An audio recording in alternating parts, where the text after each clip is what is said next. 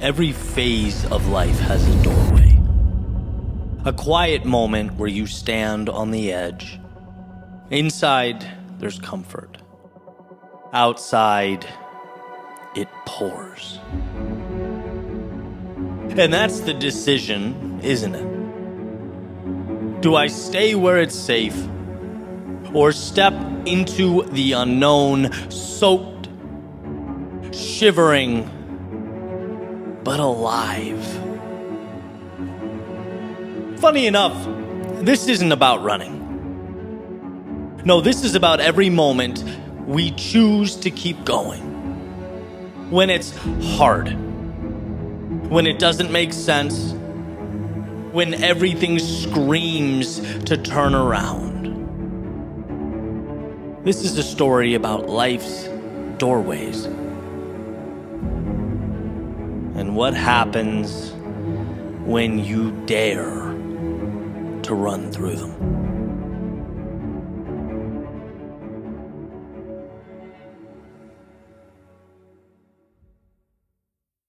Let's call it the 10-year anniversary of the most important realization of my life. To set the scene, I was living in Boston at the time, and every single day before work, I'd run. That was my jam. It was my me time. 5 a.m. alarm, running shoes on, I'd hit the pavement. I would do my beautiful loop around the Charles River, Esplanade. Rain, snow, sun, wind, I'm there, right? In a sense, I looked forward to it. And then something happened. One winter morning, seemingly just like every other, I got ready, put on the running shoes, walked up to the front door, opened it, and looked out. And what peered back at me, well, it was anything but inviting. We had dark gray skies, temps in the low to mid 30s, and a slushy rain pouring down. If you're from the New England area, you've seen it before, you get it. Gross, right? Not fun stuff. As if the universe was laughing and simultaneously giving me the middle finger. I stood there in the doorway, looking out for a few.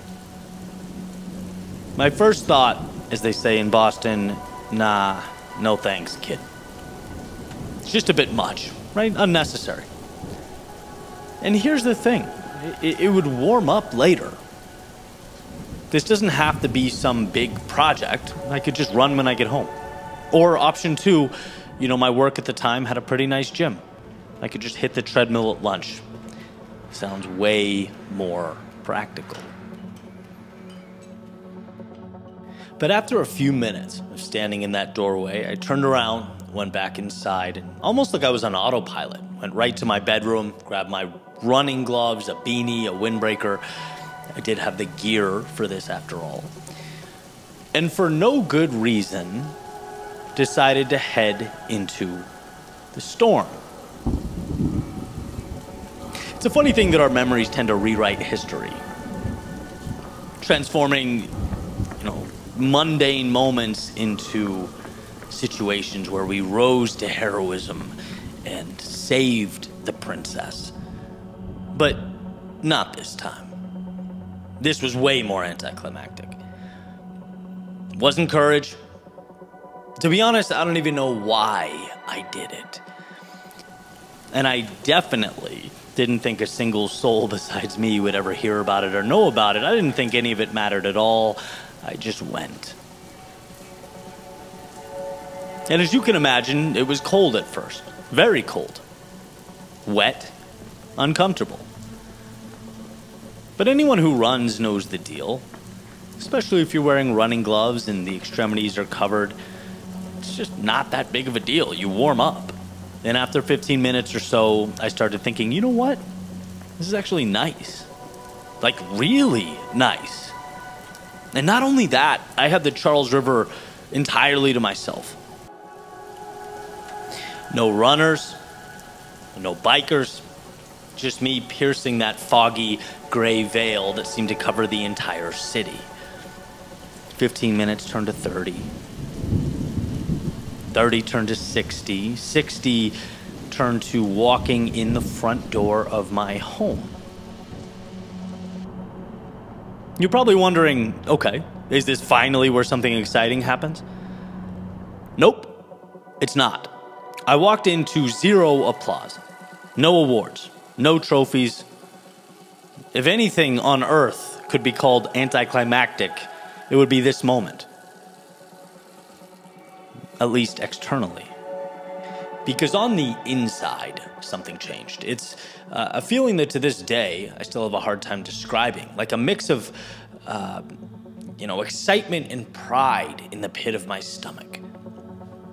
Not because I had performed some larger-than-life task. Not because I survived insurmountable odds. But because, for a while, that run kind of sucked.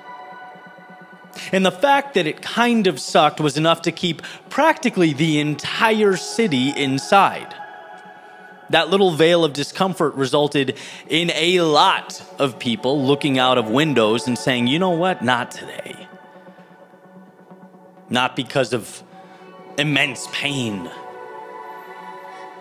Not because it required a 300-mile trek through the Arctic. No, just because of discomfort. That was the moment I first asked that question. Was it really just a run in the rain? Or was it much, much more? Was it the key to something truly extraordinary? Perhaps the differentiator between a life of getting by and a life lived on one's own terms. I'm gonna fast forward a few months. Because that place of work, the one that I would head to immediately after my daily run concluded, I finally found the courage to walk away from that place. I remember it feeling a lot scarier than it probably should have.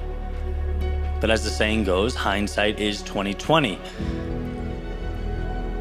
Maybe the, let's call it turmoil, existed because it wasn't just a job. I had attached my identity to it. It symbolized late night studying and working hard and doing the things that I thought were the right things. It was the only hill I'd ever truly climbed. And so it's probably not that stepping away hurt because I loved training property casualty underwriters on our fancy systems. It hurt because without it, I had no clue who the hell I was. Anyone who's been in that spot understands. It's hard to attach logic to the anxiety associated with not having an answer when people ask, hey, what do you do?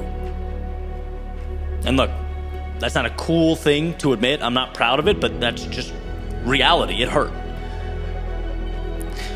What all this did, though, was leave an opening. We're going to write music now, write speeches, tell stories, make movies, produce on YouTube. Let's go. And let me tell you, it was amazing. Until it wasn't. Until I was a man in his mid-20s, eating Cinnamon Toast Crunch, making videos for free, while the buddies in the group chat were talking about career advancement, promotions, and job titles. Pain, just of a different variety. Oh yeah, and then I started running out of money. Better pack up my stuff. Train leaves in 5 minutes. Headed one layer deeper into Dante's Inferno. Just brutal. And eventually, all of it got to me. Eventually, enough felt like enough. Forget this, I'd say to myself. Let's go back. Let's just go back. How nice was the paycheck? Maybe I just got needy because I was so secure. Maybe things weren't so bad.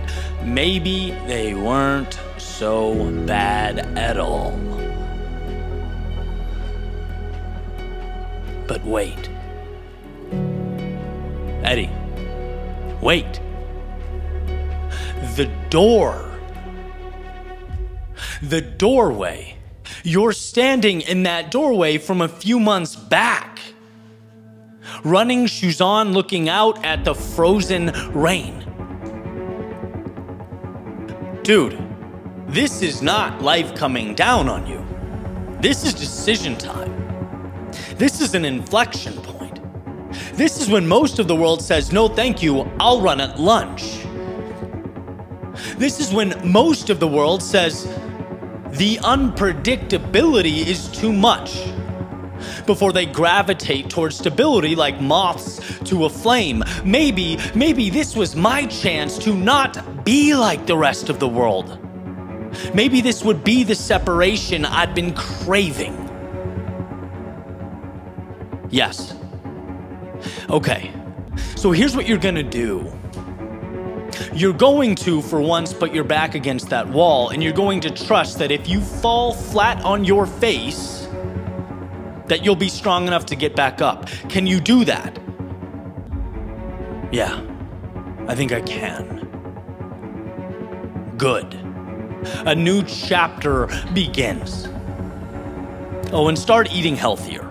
Every bite of Cinnamon Toast Crunch is taking 3 years off your life. Deal? We're off. And I won't go more granular than that. Right? There were highs, there were lows, there were ups, there were downs, because of course there were. But that single decision, deciding to step beyond that doorway, where discomfort separated normalcy from a world of infinite upside, that moment changed everything. And here's the secret. This wasn't one and done. I found myself there time and time again. First keynote speech, sweating profusely, fantasizing about a reason to leave. Heart rate probably 170. I put myself back in that doorway.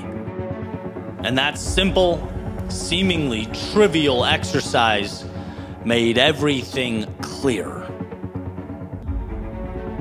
It had a way of shining a spotlight on what truly mattered. It was never the haze or the rain or the fog of discomfort. Clock ticked forward, packing up and relocating from one place to another a few times. They were decisions I made in that doorway. Cutting ties with people who weren't elevating me or making my life better put me in that doorway.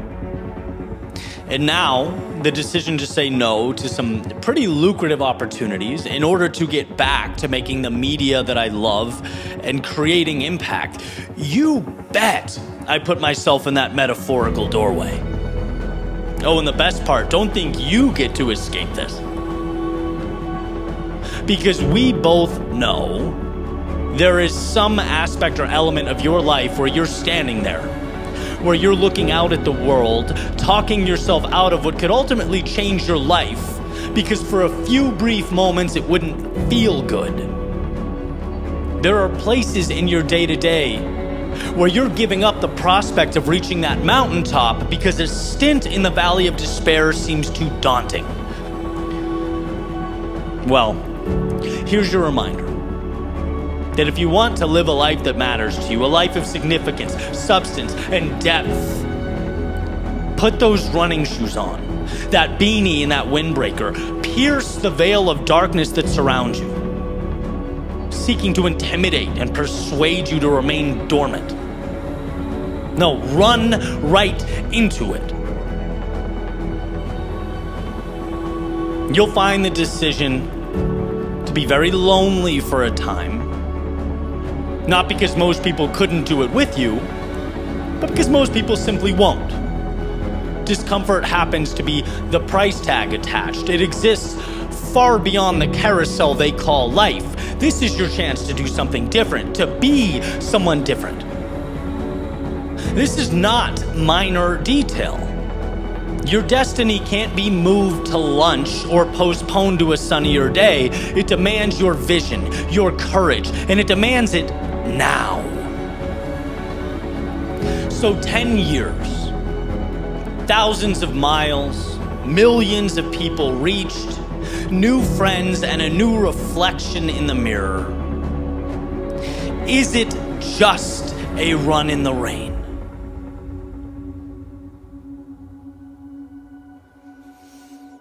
You tell me.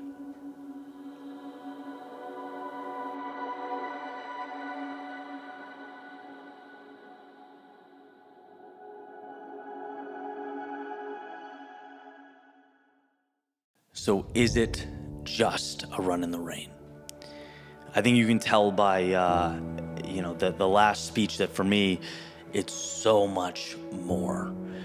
And I want you to take that sort of story coming full circle, 10 years of, let's call it adventure that I delved into, as in no way a humble brag, right? I want you to focus on this. How easily I could have said no. How easily none of it could have happened. How easily I could have said, I'm not running today.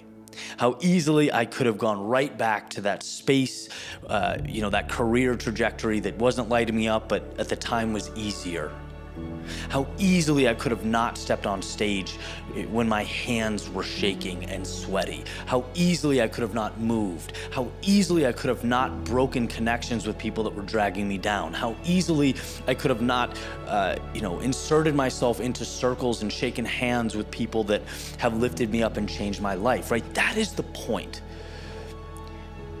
That barrier between where you are and where you can be, it's separated by discomfort, or it consists of discomfort, not pain, nothing extreme, just a slight unease, a lack of convenience.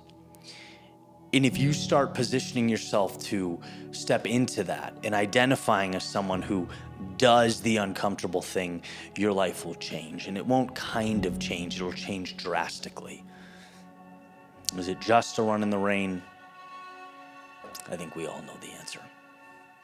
So this next segment kind of explores deeper the mental framing around doing the difficult thing.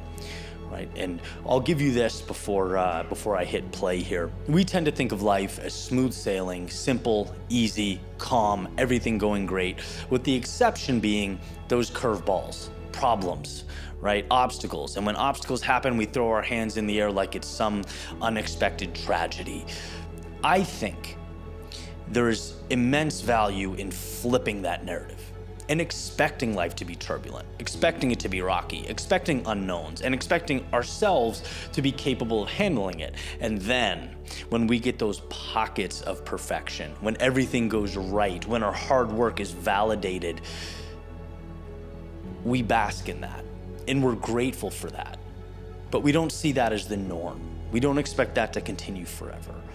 And that framing not only toughens us up for life, but it also makes us more grateful and appreciative of the beauty when we experience it head on.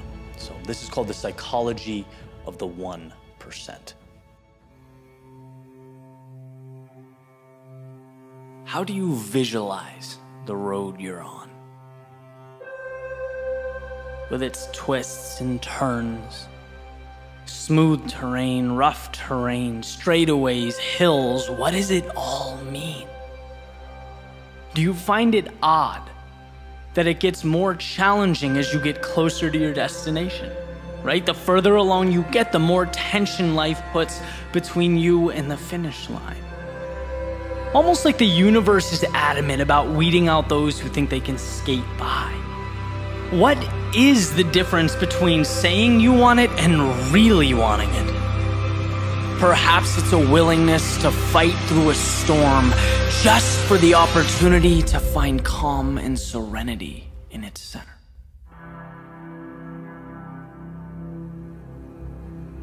This morning, as the sun was coming up, I went for a run. A nice 5-mile run down the coast, and the way I planned it out was simple.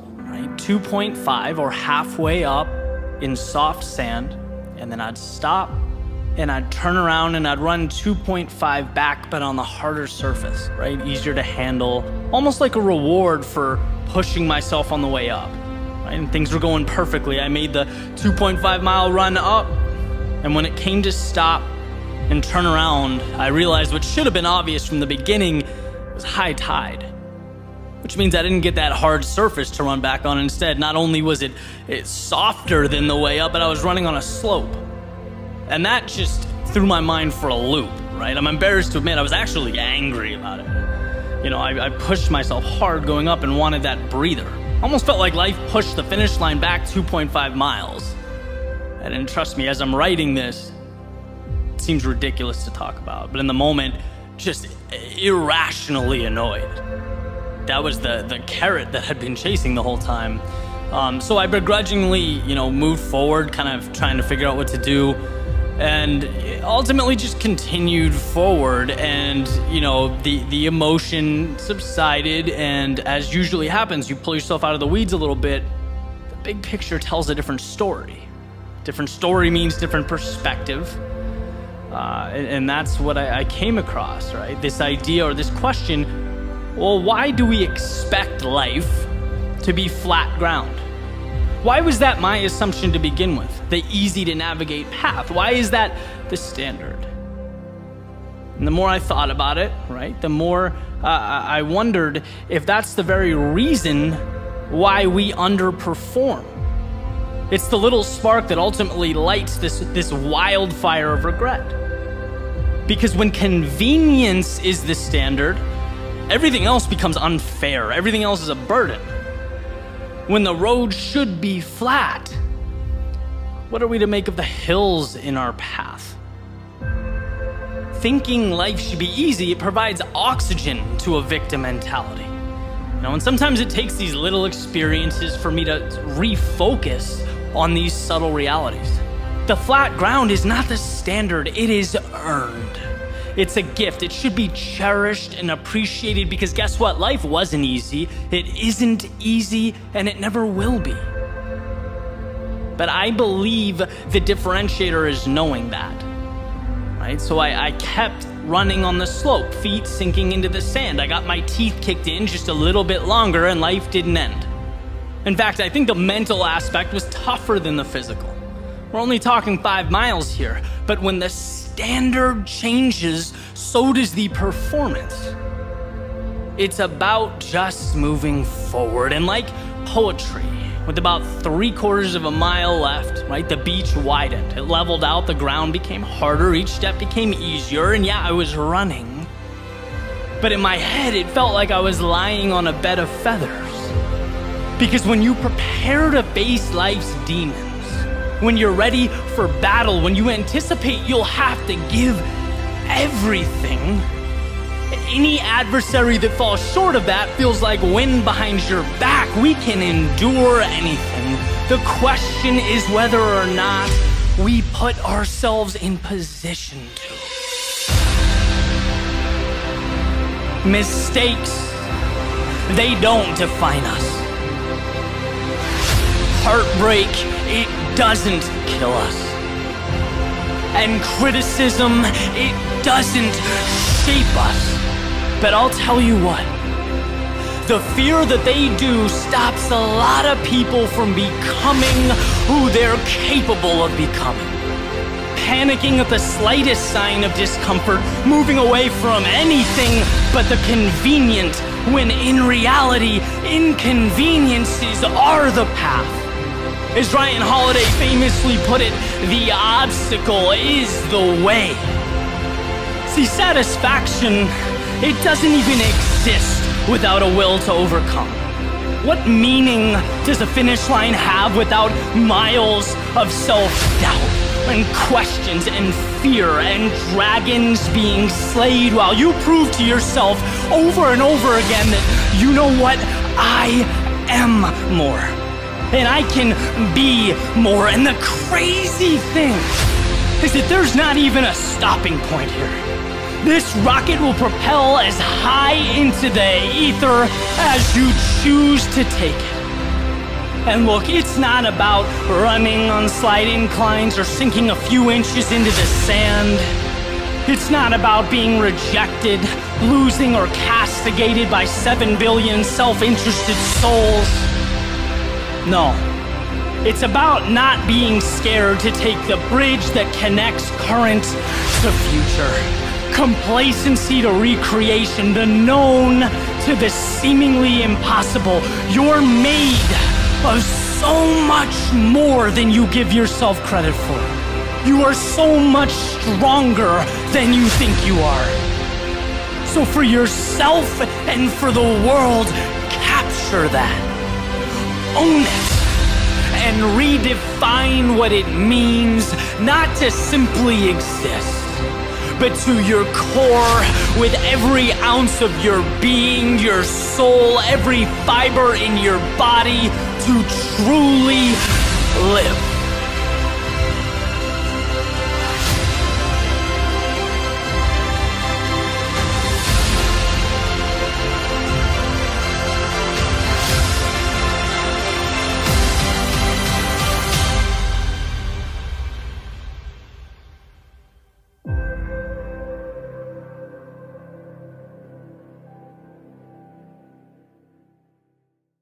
The last segment we'll touch on today is a personal favorite of mine. Relax, you're here. And the idea is, look, you can't always be looking ahead. You can't always be running towards something and always feeling inadequate. Right? One of my favorite ideas by Dan Sullivan is the gap versus the gain. Particularly if you are an ambitious person, you're always looking at a North Star and you're always chasing or building towards something. And that's part of the human condition, right? Two things can be true at once. That's absolutely beautiful. But if you're always in that gap between here and that perfect state, you're never enough. You're running for the sake of running. You're moving for the sake of moving. And so this advocates thinking about the gain, how far you've overcome, looking over your shoulder, having a sense of calm, remembering all those times you were going through hell, whether it's running through pain or life creating turbulence. You overcame all of that because it's who you are and it's what you do. So I tip my cap that you're pushing through, that you're running, that you expect more, you know, you're fighting. But I also advocate that you give yourself grace and appreciate how much it means and how far you've come. Relax, you're here.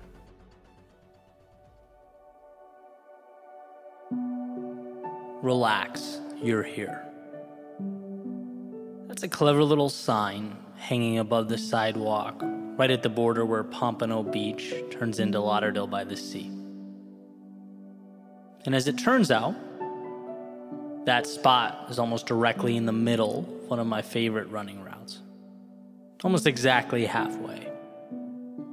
Which at first I found kind of annoying, being that no, I was not where I wanted to be or intended to be, and no, I certainly could not relax.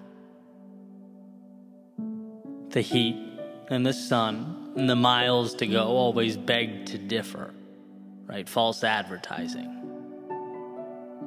I was not, in fact, here. After all, here in this context suggests one has arrived. And how can arrival feel like missing pieces and unknowns? How can it feel like so far to go? In the valley of despair, can one really be here?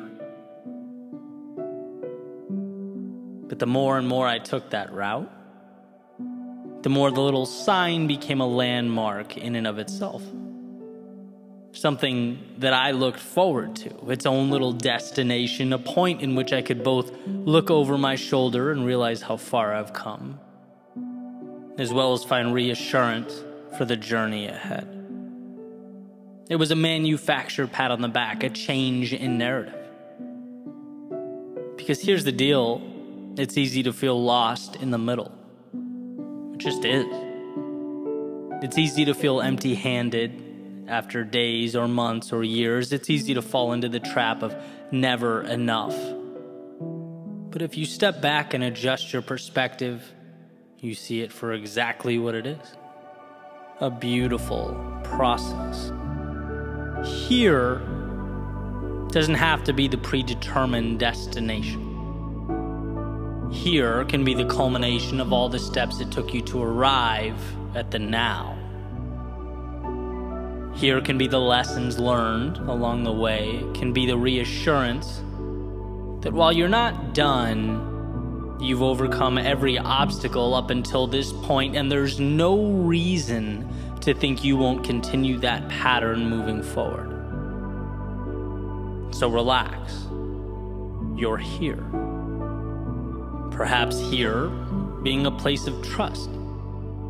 The ability to look in the mirror and sure, see your opportunity areas, but way more importantly, see your brilliance, your tenacity, your courage. After all, when armed with those traits, it doesn't matter where you're dropped off at or placed.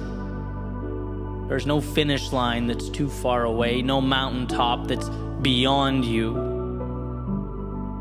Where you end up in the game of life will be directly correlated to the level of trust you have in yourself to play.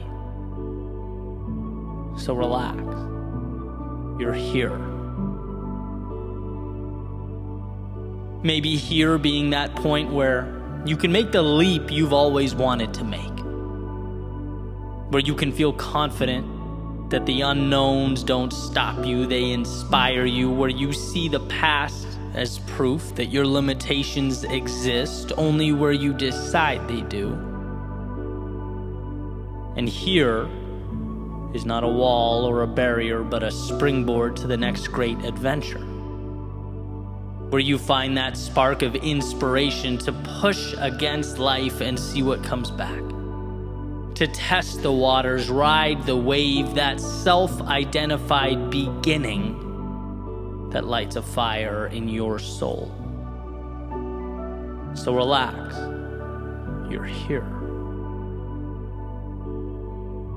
Maybe here being the point where you realize you've been selling yourself just a little bit short.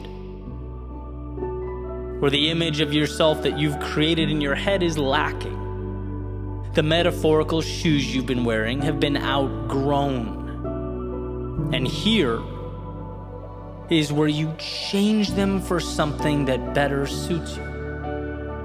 Where you make a contract with yourself to endure the growing pains and the discomfort, where you willingly pick up the pace in exchange for that adrenaline rush associated with leveling up. The excitement of the wind on your face, the increased speed opening up your mind to the realization that you haven't even scratched the surface with regard to your potential. And that alone is a gift. So relax. You're here. Maybe here is a reminder to simply enjoy the now. To stop thinking only about what's down the road and look around. To realize that the future is just a fantasy about what might come.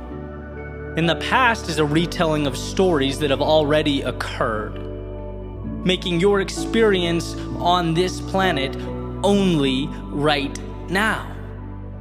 A culmination of right now is stacking up to comprise your entire life. And while the destination is the purpose that pulls you through, the very idea of a destination is essentially trading a current right now for a future one.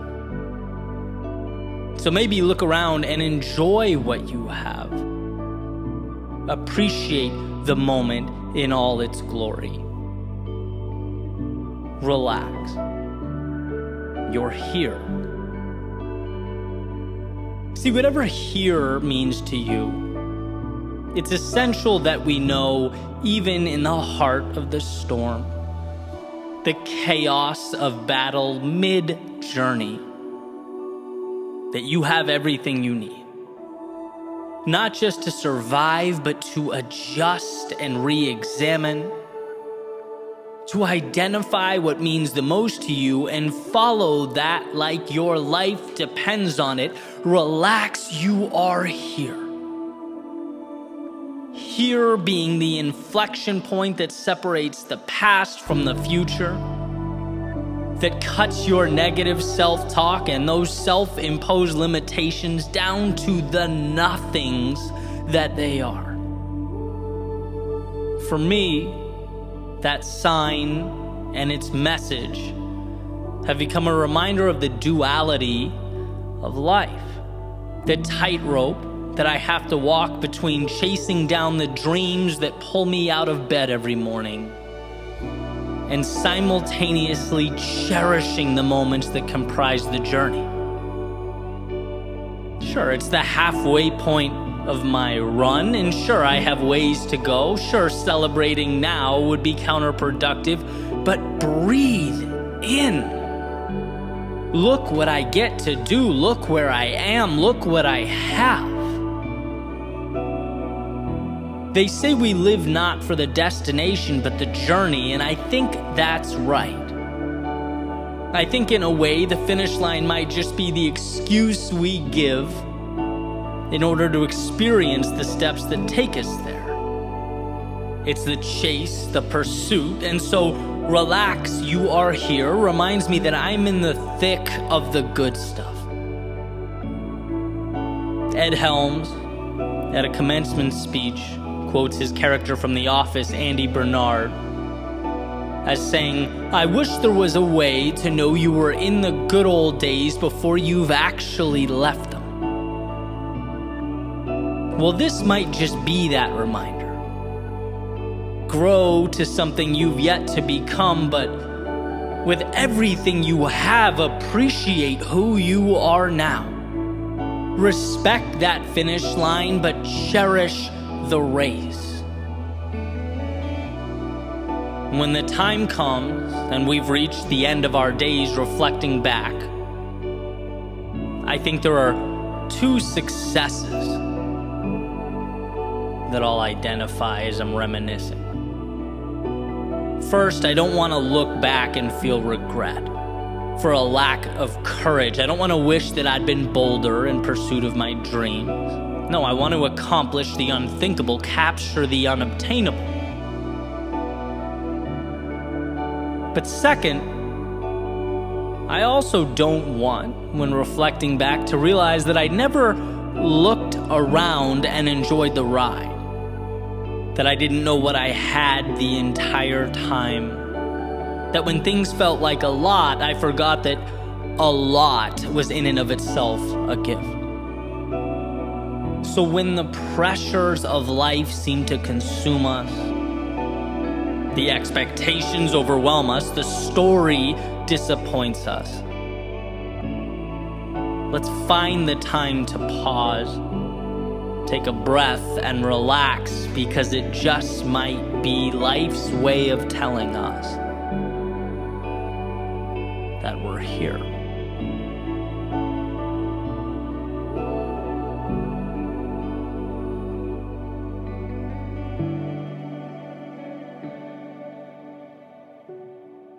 So that concludes the episode. Thank you for watching. Means the world to have you here. If you enjoyed it, like, subscribe, and let me know in the comments, what doorway of life are you in right now? Where are you that you could metaphorically step into that rain and just improve?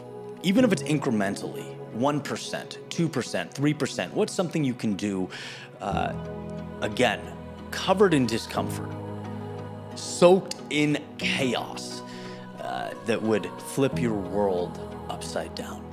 It's a question that always warrants the time. Thanks for watching. See you soon.